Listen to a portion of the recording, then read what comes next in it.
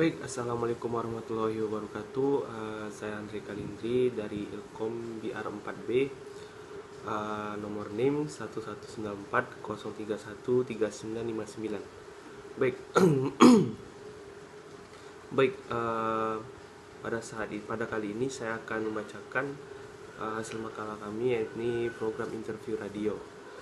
Saya dari kelompok 6. Ada kawan saya bernama Happy Hero Vita Lady dan kawan saya bernama Sri Zuliana. Assalamualaikum warahmatullahi wabarakatuh. Saya Happy Hero Vita Lady, NIM 119403239961. Assalamualaikum warahmatullahi wabarakatuh. Perkenalkan, nama saya Sri Zuliana, NIM 119403241174. Baik, saya di sini akan membacakan bab 1, yaitu pendahuluan. Latar belakang. Dunia siaran sudah merambah ke Indonesia sejak zaman penjajahan. Bahkan kemerdekaan Indonesia pertama kali diproklamirkan melalui siaran Lembaga Penyiaran Publik Radio Republik Indonesia atau PRRI pada 17 Agustus 1945. Sehingga benar kiranya jika masyarakat Indonesia tidak lagi asing dengan siaran, yang merupakan pesan atau rangkaian pesan dalam bentuk suara, gambar, ataupun suara yang berbentuk grafis, karakter, baik yang bersifat interaktif maupun tidak. Sementara itu, kegiatan pemancar luasan siaran melalui perangkat pemancar disebut penyiaran. Penyiaran atau broadcasting dalam bahasa Inggris merupakan pengiriman program oleh media radio dan televisi. Sedangkan sebutan profesional untuk orang yang mengirim program di radio atau televisi disebut dengan broadcaster. Bentuk penyiaran dibagi menjadi dua, yakni penyiaran radio dan penyiaran televisi. Perbedaan paling mendasar, jika penyiaran televisi tidak hanya melingkupi audio yang bisa didengar massa, namun juga mampu menyajikan visual yang bisa ditangkap indera penglihatan. Lain hal dengan penyiaran radio yang hanya menyajikan audio atau suara saja.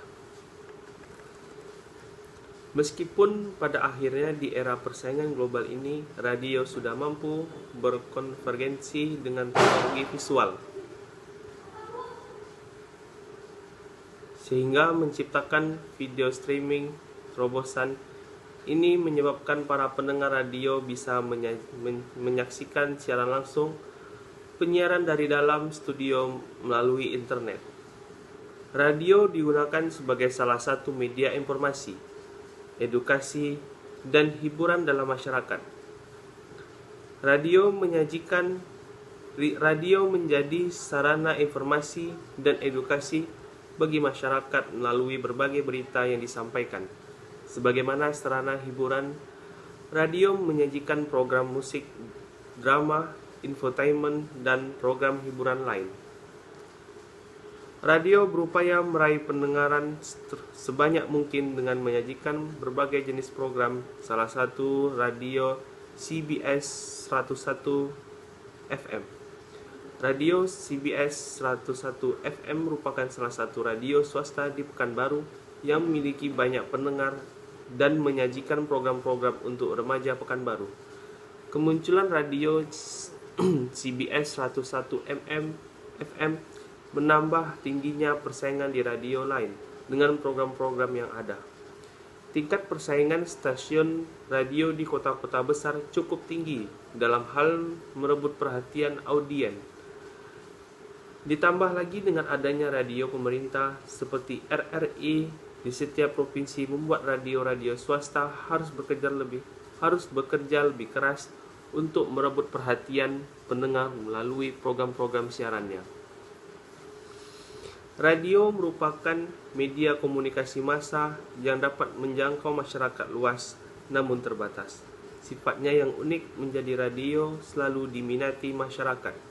Radio memiliki sifat unik karena radio menyajikan produksinya secara audio saja, tidak seperti media cetak yang membutuhkan kemampuan membaca. Radio dapat dinikmati oleh semua kalangan termasuk kalangan buta huruf. Di dalam sebuah manajemen perusahaan radio, seorang programmer mempunyai peran penting dalam meningkatkan minat pendengar dan dituntut mempunyai wawasan yang luas tentang perkembangan media elektronik saat ini. Program seperti apa yang dibutuhkan oleh pendengar, jenis musik seperti apa yang sedang populer atau booming, dan tentunya tidak lari dari standar yang sudah ditetapkan oleh stasiun tersebut. Maka dari itu, para pengelola stasiun radio harus dapat menjalankan fungsi manajemen dengan baik dan sempurna agar tercapai tujuan yang diinginkan. Bab 2, pembahasan jenis-jenis program interview radio. A. Jurnalistik. Radio jurnalistik sama halnya dengan jurnalistik pada umumnya. Ada proses mencari, mengolah, dan kemudian mempublikasikannya berita. Yang membedakan hanyalah medianya saja. JB Wahyudi membagi produk radio menjadi dua kelompok besar, yakni 1. Karya aristik. Tentukan diproduksi dengan pendekatan aristik. Biasanya karya ini membutuhkan dramatisasi sehingga fiksi atau non-fiksi boleh dibuat sekreatif mungkin. Contohnya drama radio, iklan, dan pernik. 2. Karya jurnalistik. Tentu diproduksi dengan pendekatan jurnalistik, dibuat sesuai dengan kaidah jurnalistik serta mengindahkan kode etik jurnalistik sebagai acuannya. Sebisa mungkin dijauhkan dari dramatisasi sehingga tidak menimbulkan ambiguitas. Contoh yakni berita, feature, dokumenter. B. Program berita radio. Dalam jurnalistik radio, berita atau news memang menjadi dasarnya dan disajikan dalam berbagai bentuk, di antaranya aktualitas, soundbit, feature, wrap, berita langsung atau straight news, break news, squeal news, kronik, soft news, dan reportage langsung. Memanfaatkan suara-suara dari kejadian yang sebenarnya untuk melengkapi penyampaian berita. Dengan aktualitas, informasi yang disampaikan akan terdengar lebih real dan bisa menimbulkan reaksi emosi yang lebih dari pendengar. Future memberikan observasi, persepsi, deskripsi nyata yang terjadi disertai suara pendukung dan diliputi dan disampaikan oleh reporter. Format ini menggabungkan ciri dari future dan aktualitas sehingga tercipta satu paket berita yang direkam atau diedit terlebih dahulu. Jenis berita yang lebih mengedepankan aktualitas adalah star news atau berita langsung. Penyampaiannya bisa berupa aktualitas, future, ataupun wrap. Yang terpenting 5W dan 1H. Bisa tersampaikan dengan tepat dan sesegera mungkin. Berita yang disampaikan dengan sangat segera biasanya berkaitan dengan insiden atau peristiwa yang sedang berlangsung, disebut dengan breaking news. Jenis berita selanjutnya adalah sequence, yakni berita yang disusun secara berurutan dan disampaikan secara berkesinambungan dalam waktu yang berbeda. Lazimnya, sequence disampaikan untuk menginformasikan perkembangan satu topik berita. Kemudian, kronik yang merupakan kumpulan headline berita yang berisi pokok-pokok penting dan biasanya berdurasi singkat, tidak lebih dari 15 detik. Ada berita yang kadang tidak aktual namun penting untuk diinformasikan yang disebut soft news. Penyajiannya tidak setajam star news, tapi lebih ringan tanpa menghilangkan nilai beritanya. Live reported atau siaran langsung merupakan informasi yang disiarkan langsung dari tempat kejadian dalam waktu yang bersamaan. Untuk jenis berita yang terakhir, dewasa ini lebih banyak digunakan karena berkaitan dengan persaingan antara lembaga penyiaran dalam kecepatannya menyampaikan informasi. Selain reportage langsung, radio dengan jurnalisme yang kental biasanya akan lebih banyak menampilkan siaran berbasis talk show berbentuk forum diskusi interaktif yang melibatkan banyak pihak. Penyiaran kepada publik bisa secara langsung atau live talk show ataupun siaran tunda yang direkam sebelumnya. Namun untuk talk show yang menyediakan ruang interaksi langsung bersama pendengar dituntut untuk menyiarkan secara langsung. Instruktur radio dari Munchen, Jerman, Klaus Kasten menyumbang metode talk show yaitu Harmony, Actual, Responsible, Leading, Entertainment, and Yield. Sekian dari saya, akan dilanjutkan oleh teman saya. Saya akan melanjutkan materi yang telah disampaikan oleh Hendray Kalindri, yaitu materi yang ketiga, yakni wawancara radio. Wawancara dalam bahasa Inggris disebut interview, yaitu dari kata inter atau antara dan view atau pandangan. Makna ini menunjukkan terjadi saling pandang atau kontak antara pewawancara dan yang diwawancarai. Wawancara dilakukan untuk mendapatkan informasi yang akurat dari orang yang berhak memberikan keterangan atau narasumber atas suatu gejala sosial atau suatu topik pembicaraan. Kegiatan wawancara dilakukan dengan persiapan yang matang dan memiliki tujuan tertentu. Tujuan dari wawancara untuk memperoleh keterangan atau pendapat dimaksudkan untuk digunakan sebagai masukan suatu penelitian atau digunakan sebagai bahan berita untuk dimuat di massa media seperti surat kabar, majalah, radio, televisi, dan yang lainnya. Dengan demikian, kedudukan yang diwawancarai adalah sumber informasi, sedangkan pewawancara adalah penggali informasi. Dalam prakteknya ada beberapa jenis wawancara yang dapat dilakukan, yaitu yang pertama ada wawancara bebas, yaitu wawancara yang susunan pertanyaannya tidak ditentukan lebih dahulu dan pembicaraannya tergantung kepada suasana wawancara. Wawancara bebas seringkali juga disebut wawancara tidak berstruktur karena tidak terikat pada daftar pertanyaan tertentu. Contoh dari wawancara bebas yaitu wawancara yang dilakukan seorang wartawan dengan artis atau pejabat pemerintah. Yang kedua ada wawancara terpimpin, yaitu wawancara yang dilakukan dengan menggunakan pertanyaan-pertanyaan yang sudah disiapkan sebelumnya. Wawancara terpimpin seringkali disebut juga sebagai wawancara berstruktur. Contohnya wawancara yang dilakukan pembawa acara di stasiun televisi kepada pihak yang diwawancarai seperti pejabat, pemuka masyarakat, ahli, dan yang lainnya. Yang ketiga ada wawancara individual, yaitu wawancara yang dilakukan oleh seorang pewawancara dengan responden tunggal. Wawancara individual disebut juga sebagai wawancara secara perorangan.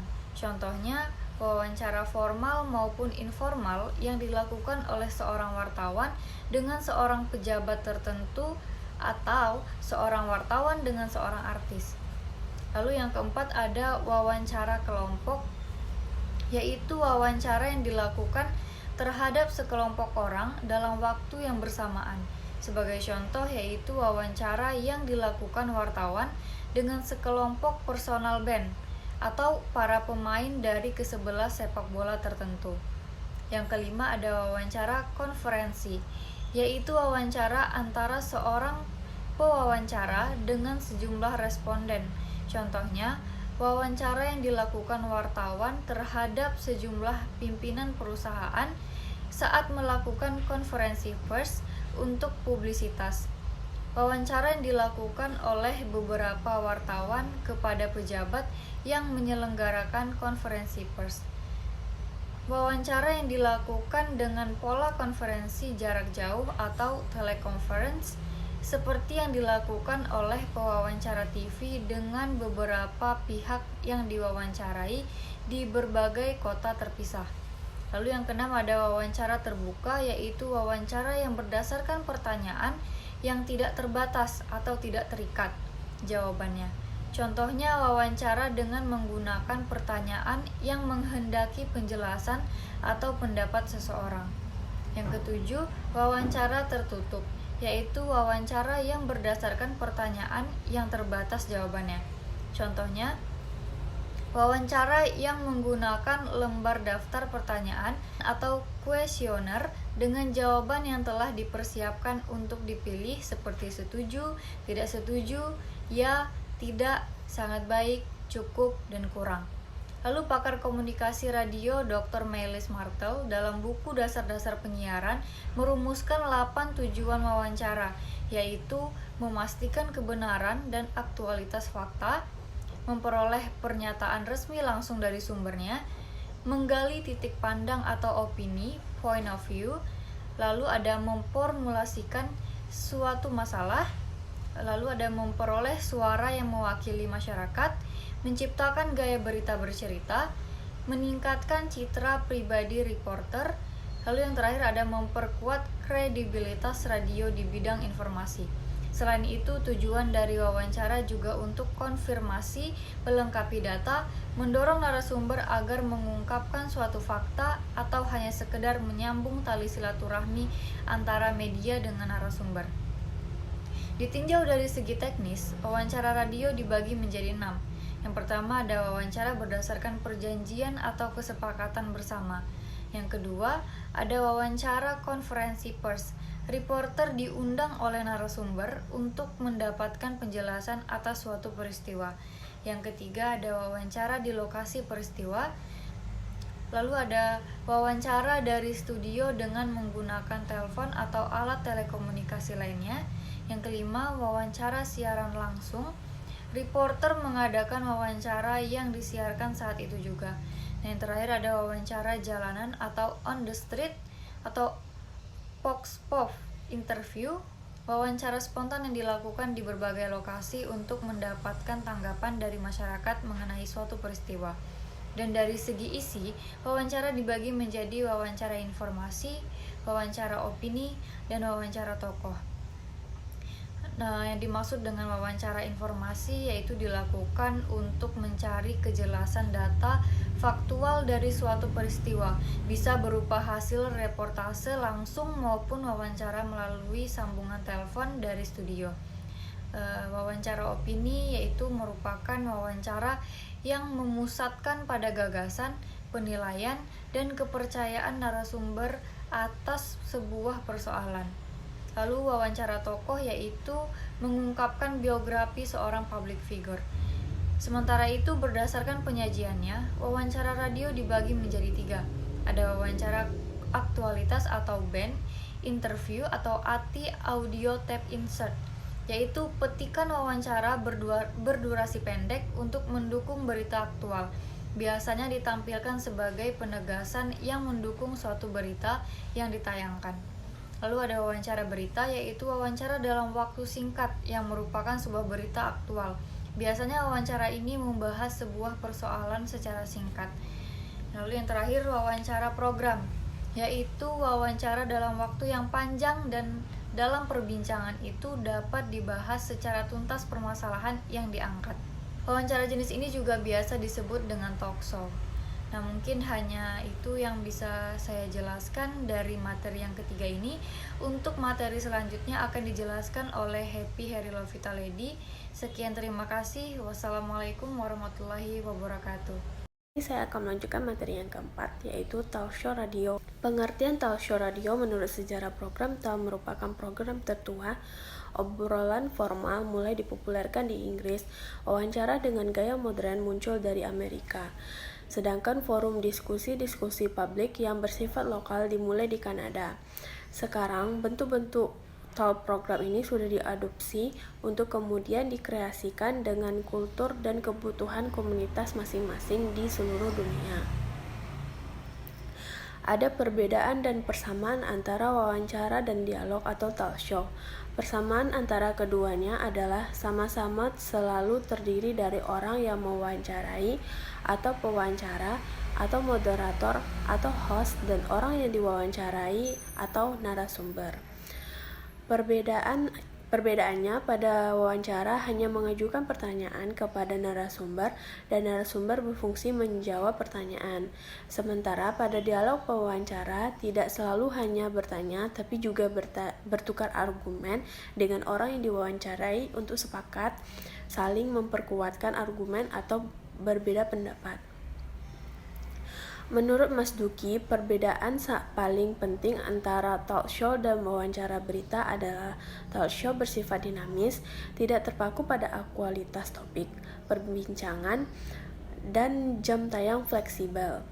Menurut konsultan radio UNESCO Paris, Richard Aspinall, the best radio talk program is simple extension of the talk we do in our everyday life. Program radio talk yang paling baik adalah perpanjangan obrolan dari apa yang kita lakukan dalam kegiatan sehari-hari. Obrolan seperti ini akan berlangsung alamiah, bebas, mengalir, terbuka, dan saling mempengaruhi. Jadi kesimpulannya, radio digunakan sebagai salah satu media informasi, edukasi, dan hiburan dalam masyarakat. Sebagai sarana hiburan, radio menyajikan program musik, drama, infotainment, dan program hiburan lain. Radio merupakan media komunikasi massa yang dapat menjangkau masyarakat luas namun terbatas. Wawancara dalam bahasa Inggris disebut interview, yaitu dari kata inter yang artinya antara dan view yang artinya pandangan. Makna ini menunjukkan terjadi saling pandang atau kontak antara pewawancara dan yang diwawancarai. Wawancara dilakukan untuk mendapatkan informasi yang akurat dari orang yang berhak memberikan keterangan atau narasumber atau suatu gejala sosial atau suatu topik pembicaraan. Tujuan dari pewawancara untuk memperoleh keterangan atau pendapat dimaksud untuk digunakan sebagai masukan suatu penelitian atau digunakan sebagai bahan berita untuk dimuat di massa media seperti surat kabar, majalah, radio, dan televisi. Sekian yang dapat saya sampaikan. Kalau ada kata yang salah mohon dimaafkan. Assalamualaikum warahmatullahi wabarakatuh.